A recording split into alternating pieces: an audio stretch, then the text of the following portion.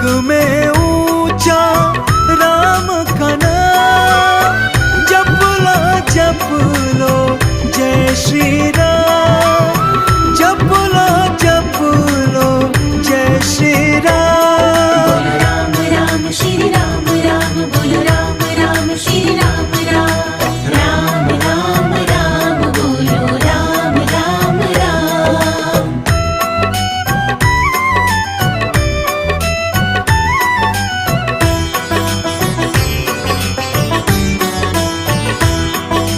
राम राम राम बोलो राम राम राम, राम राम राम बोलो राम राम राम।